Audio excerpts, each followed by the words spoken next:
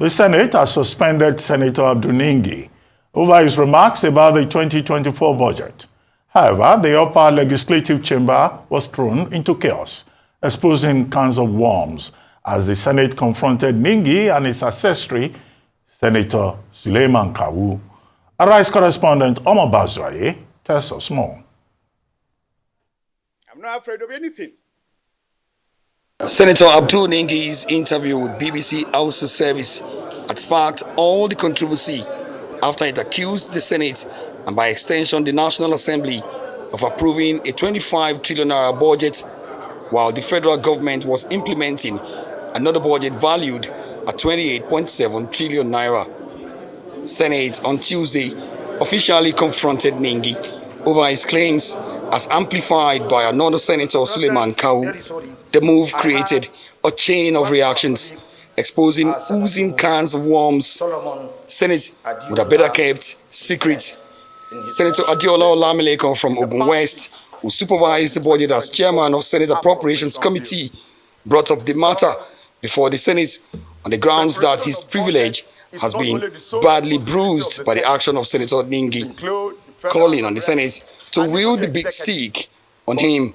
As chairman chairing the Senate Committee on Appropriation, who actively participated in the preparation of this document, and for what have transpired within the last 3 days, my privilege has been breached. Senator Joel Thomas Onawapo from Delta State supported the motion to confront Senator Ningi, and he found guilty. He should be punished for painting the Senate in bad light. The statement by distinguished Senator Ningi Abdul, PDP Bauchi Central, the chairman of the Northern Senators Forum, in some sections of the media, that the 2024 budget was padded to the tune of 3 trillion, and that the executive was implementing a different budget from what was passed by the National Assembly, is not only very presumptuous, it is scandalous, and an attempt to incite the public against the National Assembly and the federal government.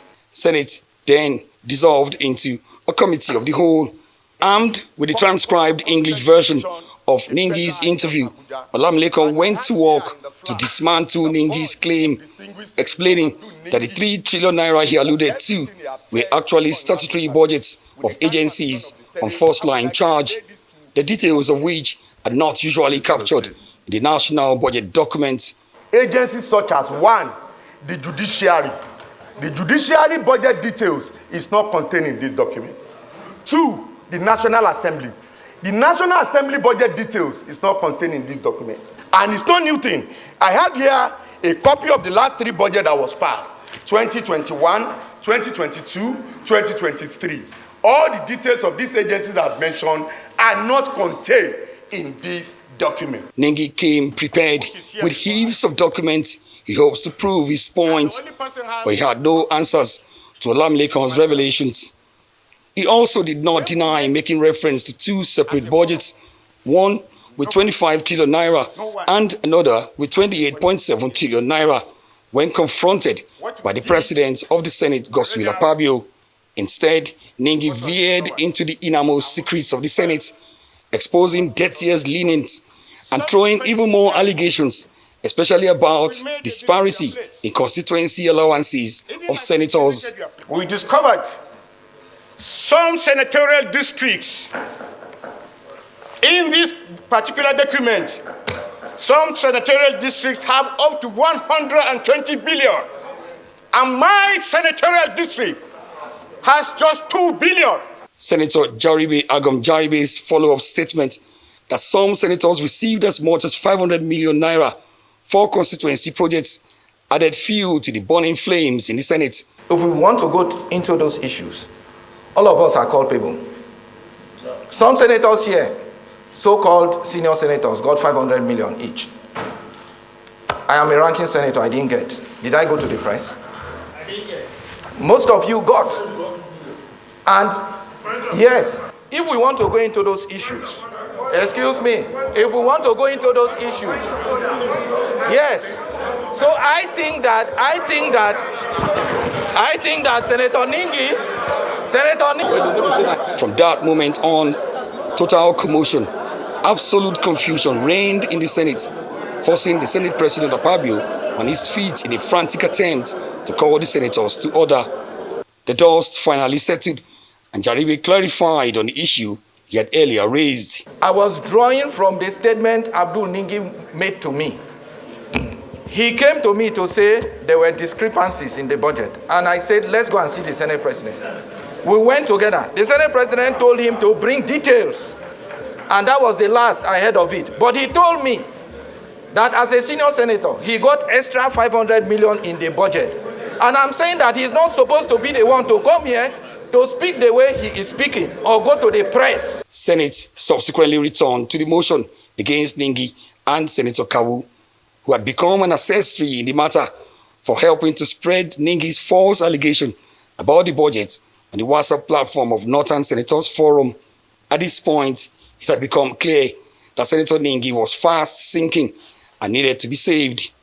Frantic efforts by Senator Ali Ndume to find Ningi a soft landing failed, with Senator Opeyemi Bamidele describing Ningi and Kawu's actions as civilian coup against Akpabio and calling on the Senate to sanction both men. What my big brother, distinguished Senator Abdul Ningi, who I respect so well, planned to do or set out to do was tantamount to a civilian coup, which has failed.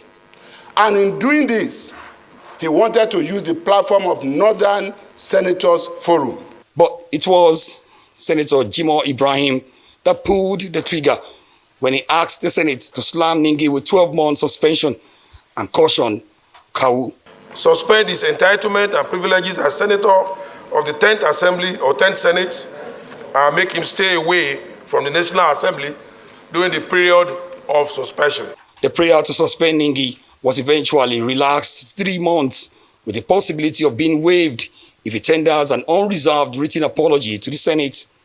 The Senate hereby places distinguished Senator Abdul Ningi on suspension in respect of his vituperations, falsehood, and unverified report in the BBC interview, including other media or houses. Ningi's suspension takes immediate effect, and there was a sergeant at arms standing by, so he forced his exit from the chamber and out of the National Assembly complex. Omo Bazwai, Rise News. Those who are in support of the motion say aye. Meanwhile, Senator Ningi has resigned as the chairman of the Northern Senators Forum. Ningi tendered his resignation in a letter addressed to the Secretary of the Caucus of Northern Senators moments after he was suspended for 3 months over his comments about the 2024 appropriation budget. Joining us now is Senator Abaribe of the All Progressives Grand Alliance, ABGA, representing Abia South Senatorial District at the Senate. Abaribe is also a former Senate Minority Leader. Good morning, Senator Abaribe. Thank you for joining us. Yeah, good morning, Ruben. Well, Senator, what are we dealing with here with Senator Ningi's suspension? Some people say it's a cover-up. Some people say there are moral issues to be addressed. Some people insist that, in fact, they are shocked, scandalized, that ranking senators collected 500 million naira. And you're a ranking senator. You've been in that Senate since, is it 2007?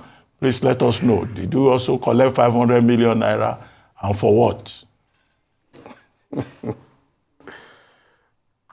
Thank you, Ruben. Sometimes when all these things happen, you will get a little bothered. Let me say why I'm a little bothered. And if you notice yesterday, I really didn't say anything. I was just watching. I tried as much as possible to walk around the chamber and to cool tempers and talk to some people. Because my people say that that when when your house is on fire, you don't go around chasing rats in the house. Nigeria is in trouble. And we just had a recent case of mass kidnapping of children. And they're in the bush, and all manners of things are happening. So I felt that maybe we should have, this should have been handled in a manner that would have ended it very quickly, and we go on to other things. But, well, the will of the Senate prevailed, and that's all I can say about that. But as to the specifics, Senator, what exactly happened? The details that I outlined.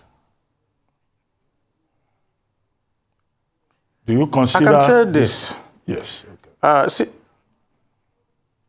Senator Ningi gave an interview, and that interview was amplified in ways that wasn't exactly what he intended. And Senator Lamilekon, on raising a point of order on the matter, as chairman of appropriation, and gave a succinct detail about whatever Ningi felt he didn't have the full details about, and that is that there was about 3.7 billion or about 3 billion, not billion, 3 trillion. And when Olamilekon showed that these were for the statutory transfers to agencies of government that do not come inside the budget, which amounted to exactly that same amount. I felt, personally, that should have been where the matter ought to have ended. And then we probably will caution Ningi and the matter. And so Ningi was given a chance to walk back from his assertion. Because he said that he was given a document which he commissioned by an outside consultant. Most likely, that consultant didn't have the full awareness of how details the budget is supposed to be. And at that point, we had all tried to talk to Ningi and said, well, just apologize and then let's leave this matter. But maybe in trying to continue to insist on what he said, which had now been proven to be not correct, he went ahead to now raise up other issues. And it is in all that whole thing that I would say reason now took flight.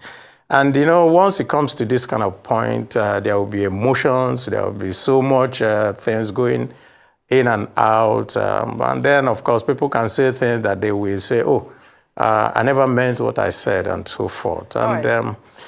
I will also say that Senator Ningi knew that it was going to be a mistake. He knew. He can't say, he's a member of the Senate. He's an old senator. He had been in the Senate before. Senator Abaribe? That this wasn't correct. Yes, Ayo. All right. Thank you so much. Your ranking senator, Dr. Abati, had asked you the question. Just to clarify, the 500 million naira that Senator Abaribe had mentioned that was given to ranking senators for constituency projects. Did you get that 500 million naira? And what was can you clarify what the use or what the purpose of that money was for? I never got 500 million. I think Jaribe tried to clarify his statement. And he came back subsequently to say, no, Ningi told me I was given and all that kind of, and he didn't get. He's also a ranking senator. So I think that at the end of the day, what you see really is that Well, I'm an Abga senator, and I'm the only Abga senator in the Senate. Maybe being a minority of a minority, they didn't consider me worthy of being given. Nobody told me. Do you know of anyone, any senator who received that amount of money? I wanted to say, without equivocation, that both Abaribe, Senator Abaribe, and the Senate leader, Okoyemi, tried to clarify this issue. Number one, nobody was giving 500 million because that's what is trending. Even a few of my constituents called me and say, so now you get 500 million, would they beg you for money? No one give us 1 naira out of it. Can you imagine? So, and what Okoyemi said is that, of course, we get what we call zonal intervention projects, which some Nigerians know as constituency projects. And he said, listen, this thing takes a budget cycle, which is 12 months. If at the end of 12 months, you do not get to see what is in the budget for your constituency, then you hold your representative, either in the House of Rep or in the Senate, culpable. And I think Abaribe also stated, listen, I didn't say that anybody got this. Ningi said, I got. And I was trying to tell him that, oh, you shouldn't have complained because I didn't get and I didn't complain. You know, all that type of thing. But there's something that is very clear, which you and Nigerians need to know. There are privileges that go with offices. So, if, for example, you are a president and a minister decides that, oh, I will have to put this type of project within the budget for something within the president's senatorial constituency, that is the privilege of office. And I think that happens everywhere.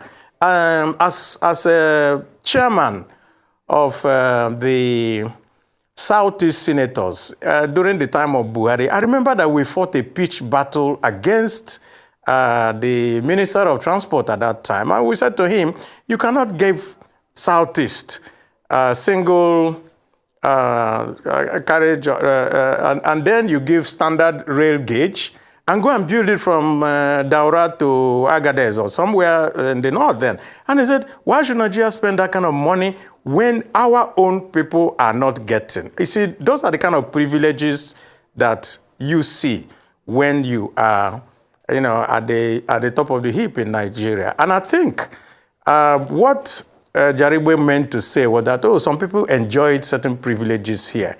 That is understood by every senator.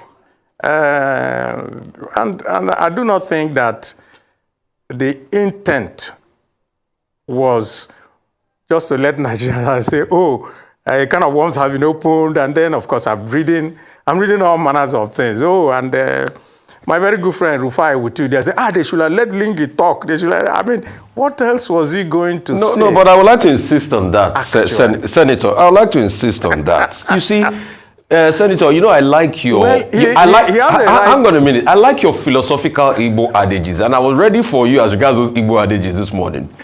That there's an Igbo adage that says that if the snake does not show its venom, little children will use it to tie firewood.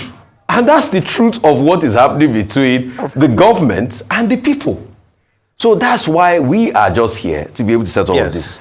Number one, I deliberately was playing devil advocate to ask that, why should even Ningi be made to apologize in the first place? Because he brought out something that it was your fact against mine. Yes, Senator Olamilekon talked about the overriding issue, which we had all talked about here, that there was that the budget was 28, there was no 2 budget cycles and all of that.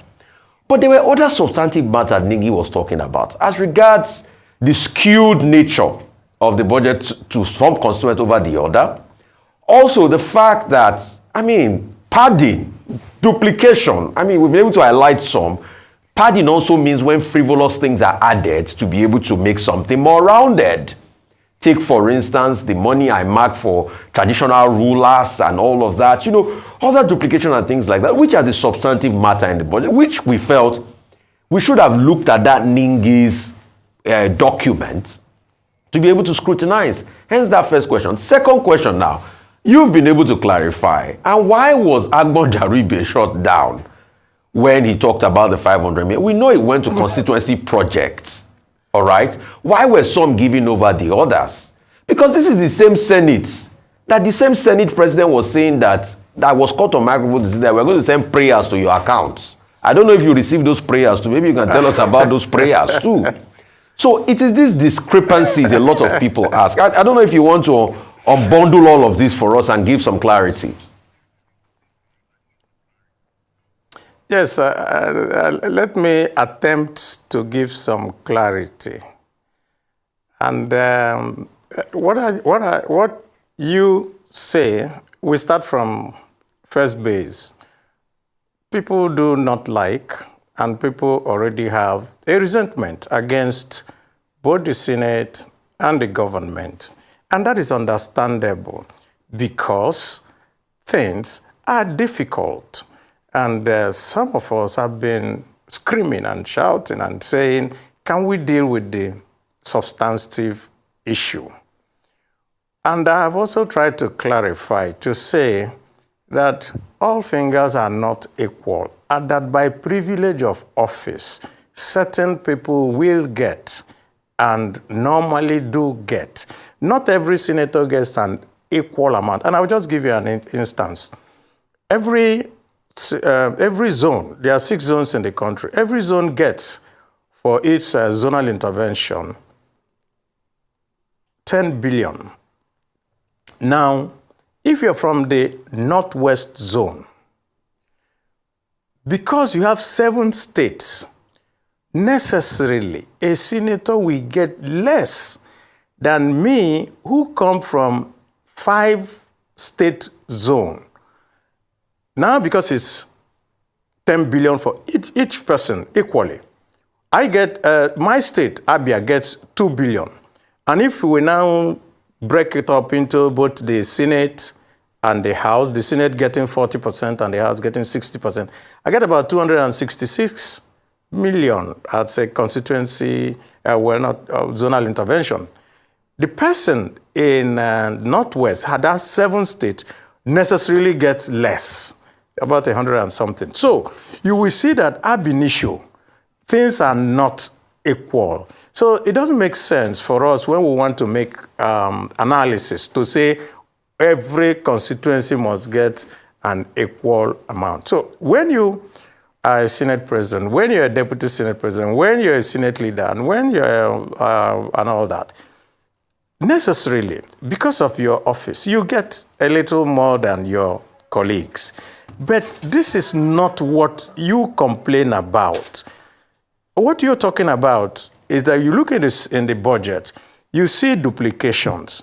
And what we say is that we have mechanisms to correct these things. If the mechanisms are there, you should use those mechanisms, not to go and incite the public against the Senate on that basis. That is just what we're saying. Every budget has a corrigendum. In other words, even if you don't catch it at the point at which we are doing debate, because at the point we do debate, you're supposed to look into the budget and you're supposed to come out and say, hey, I saw A here, and I saw A again here. It shouldn't be. And everyone will say, okay, how do we correct it? If you don't catch it at that time and the budget is passed and you come back, you now come and say, oh, I have seen these more things. That is the point at which Senator Ningi went to see the Senate president to say, I have seen a few things. I said, okay, fine, bring me the details. Then we could see how we could correct it. I think what caused this whole brouhaha is the fact that rather than do the details and rather than our taking it in-house, there was a press conference made on BBC. We tended to show everybody in a bad light. That's just the point. And I want you to understand it as that. Senator, we have very limited time. If we could just respond to 2 issues. One, Senator Opeyemi Bamidele was saying that this is part of a subterranean grand attempt to unseat Senator Godswill Akpabio as president. Do you see a case for that? You know, are some people trying to remove the Senate president and that is the target? That's one. Second, for the benefit of those who may not really understand the process, how does this constituency project thing work? Is it that after what you have explained about the differentiation, a senator collects money, cash, in his personal account, and it is left to him to go and execute a project in his own constituency? Or how does it work? Well, let me start from the last one. No senator collects any money. It goes into a project in your constituency. Your job will be to monitor it and ensure that it is done. It's done through all the MDAs, the ministry, the departments, or the agency. It depends on how it is put in the budget. That takes care of that. Nobody collects any money. Secondly, on the aspect of the subterranean moves, I can say that for Senator Kwemi, there's an Igbo adage that says that no tenku the palm wine tapper does not say everything he sees on top of the tree. There are always subterranean moves in every milieu and all that. And sometimes you may just leave it. Sometimes you may want to make it open. So I think that he decided that he should bring it out so that everybody can rest. And I think that that's exactly what no system can stay without having some people having dissent and so forth. It's normal in our political system. All right. Thank you very much. Now, do you think his suspension, that's Senator Ningi, his suspension was fair? Do you think that the document he brought, yes, I understand the fact that the man or his approach wasn't palatable or didn't put the Senate in good light, but beyond that, do you think in terms of the people that you represent, it's fair to take these allegations further in form of an investigation or independent review or audit of the budget? And then also, do you think that the suspension for 3 months is fair to him? Well, we have rules. Our rules say in section 66 that if you bring the Senate to disrepute, I think there are several aspects of that section 66 in our rules, which you can discipline a senator. But there's also another part of the argument that says that under section, I think 2C of 14.8 or so, where a constituency must be represented. I'm an elder in the Senate, and I was part of those that went around and said, please, can we moderate this? But the view of the Senate prevailed. If I was, of course, the presiding officer, I probably would have run it differently. At the point at which Olamileko had made that clarification, should have been where we should have ended the matter. But of course, the matter snowballed after it. And it is what it is. And I think we can just move on. The rules must be adhered to. Any system without rules will just devolve into chaos. That's all. Okay. So just to clarify, when you say we should just move on, what do you mean by that? What does moving on mean? Moving on means that at the point at which it was clarified that there was no two budgets being run, that is the point at which we ought to have ended everything. Okay. And as I told you, all these other things that come up, whether there are duplications and all that, are things that you can correct. And that is just that. But Senator, you're saying it as if they were just things like that. But those are the substantive issue too that Ningi was trying to expatiate on before he was, told to pretty much pipe low. And I feel those are the real substantive issue. How? No, at a time. I disagree with you. Okay.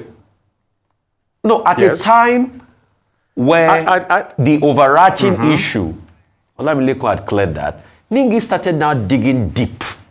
Yeah. into, I mean, it's just like a book. A book has a title. The title does not mean everything in the title is in the book. So Ningi was not digging deep into the book. Then the next thing we're saying, okay, it's enough, don't talk. And now you're saying those corrigium, just duplications like that, we can clear it. What if they are not affected? That's the question we'd like to ask, and that's what the people deserve to know. And secondly, I'd like to ask you, does the senator for that constituency has any role in who becomes the contractor of the constituency project, or has any input in who becomes the contractor of the constituency project? Because the ICPC revealed recently that there was a lot of scam in most of these constituency projects. And they named them back to the senator. Does the senator have any role or input in who becomes the contractor of those projects? Well, a senator or a House of Rep member is not supposed to have a role in deciding who is a senator. Who is a contractor. The point really is this.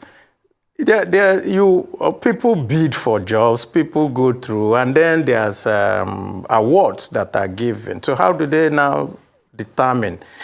I know that our system has been corrupted in such a way that, mind-boggling things happen. But I think that we should also be a little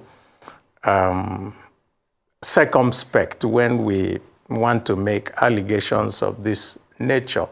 That is why I said, Rufai, from beginning, that at the point at which the original matter had been, and the matter for which we came to the Senate had been cleared, it was not necessary.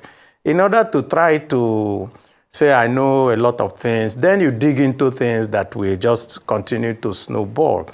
And I've said at the beginning when I started that I think that we really have so much on our plate as a nation than to get diverted and forget about the really critical issues, and that's my position. Security and also budget at the same time. We can do two things at a time. Senator Ndewo, good morning, sir. Bless you, sir. Well, Senator, thank you. Senator Abaribe, we'd like to thank you very much for joining us on The Morning Show.